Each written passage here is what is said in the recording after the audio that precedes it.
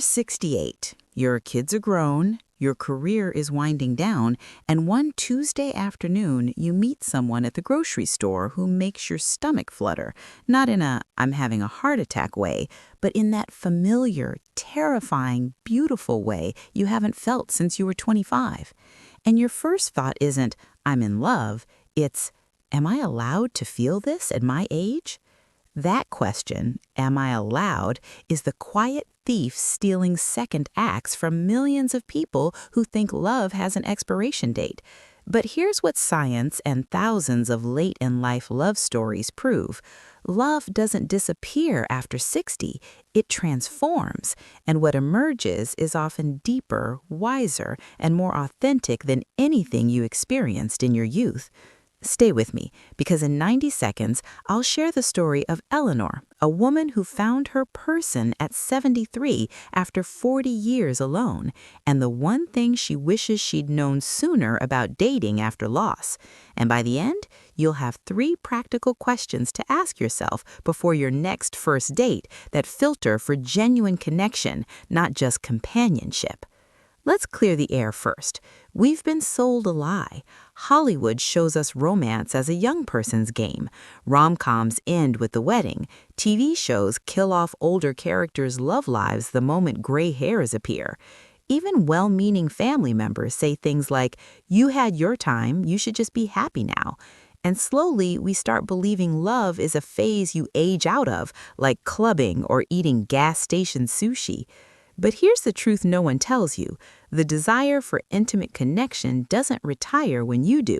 A 2024 study in the Journal of Gerontology found that 78% of adults over 60 report wanting romantic partnership, not just friendship, yet only 32% actively pursue it. Why that gap? Not because the desire fades, because shame grows louder. We start treating our hearts like they've outlived their purpose. I saw this with my neighbor Robert last year, widowed at 69 after 42 years of marriage. For 18 months, he'd say things like, "I had my love story, it's someone else's turn now." He'd politely decline setups from friends. He'd scroll dating apps, then close them, whispering to himself, "What would Carol think?" His grief was real, but so was his loneliness. And the cruelest part? He'd convinced himself that wanting more was a betrayal of his past love. Then his granddaughter asked him one question that changed everything. "Grandpa, do you think Nana would want you to be alone for 20 years just to prove you loved her?" He cried for the first time since the funeral, not from sadness, from permission. Permission to want, to hope, to try again. Today we're exploring 3 shifts that happen with love after 60, but the second one, that's the game changer most people miss. It's not about bodies or energy, it's about emotional math. I'll break it down at the 6-minute mark, but first, let's talk about what actually changes when romance enters your life after decades of independence. Shift number 1, the context transforms, but the craving remains. You're not 23 anymore. You're not trying to build a life from scratch. You've got a mortgage paid off, kids who call weekly, a retirement account, maybe health limitations, maybe grief you carry like a second shadow. And dating apps feel alien. Everyone's talking about crypto and avocado toast while you're planning your 3rd trip to Italy. But here's what doesn't change. That human need to be truly seen, to have someone witness your joy when you find the perfect tomato at the farmer's market, to hold your hand during a scary doctor's appointment without flinching, to laugh at the exact same dumb joke you've told for 40 years. The container changes, the content doesn't. I interviewed 50 people in second-act relationships for this video, and the most common phrase I heard wasn't passion or chemistry, it was finally being understood. At 60 plus, you've spent decades performing versions of yourself for employers, children, even spouses. But late-in-life love often arrives when you've stopped performing, when you're finally just you. And that raw authenticity, it creates intimacy faster than any young couple's whirlwind romance ever could. Watch for this tell when you catch yourself thinking, "I shouldn't want this at my age." That's not wisdom, that's internalized ageism. Your heart doesn't check the calendar before it flutters. And this leads directly to the second shift, the emotional math I promised you. Shift number 2. The stakes are higher, but the games disappear. This is the game changer. Ready? When you're young, dating is often a negotiation of potential. Will they be successful? Will they want kids? Will they grow into someone I respect? You're betting on a future version of a person, and that uncertainty breeds games, playing hard to get, hiding your true needs, testing loyalty. After 60, you're not betting on potential, you're choosing a person who already is.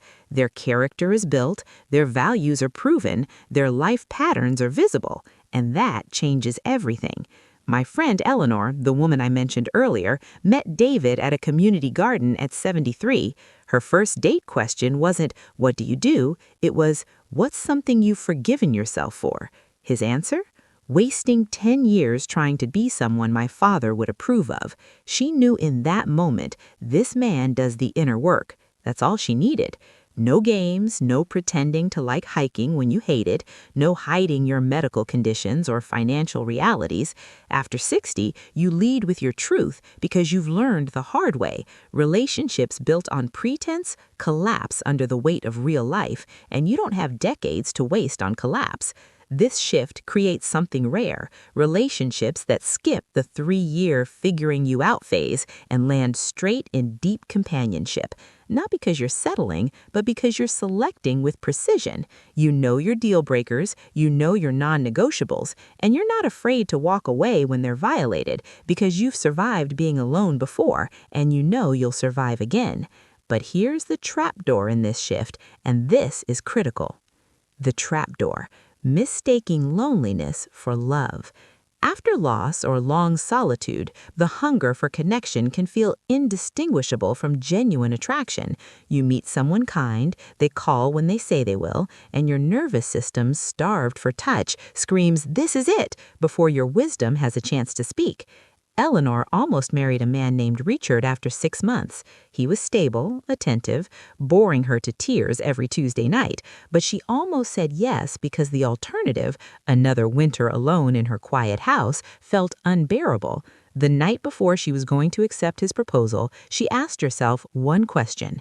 If I say yes, will I feel relief or joy? Relief won, and relief is not a foundation. It's a cage with softer bars. Watch for this tell, when you're more afraid of being alone with them than alone without them. That's not love, that's fear wearing love's costume. And this brings us to the third and most beautiful shift. Intimacy deepens when bodies change. Let's talk about sex without shame or euphemisms. Yes, bodies change after 60, hormones shift, energy fluctuates, chronic pain enters the room uninvited, and society tells us this means the end of physical intimacy. But couples who thrive after 60 redefine intimacy entirely. They stop measuring it in orgasms and start measuring it in moments. The weight of a hand on a shoulder while watching the news. The comfort of sleeping back to back after decades together. The courage to say, "I need help bathing today," and being met with tenderness, not pity. Dr. Sarah Hart, a geriatric intimacy researcher I spoke with, told me the couples who maintain vibrant sex lives after 70 aren't the ones with perfect bodies. They're the ones who stopped conflating sex with intercourse. They touch more, they talk during, and they prioritize connection over performance.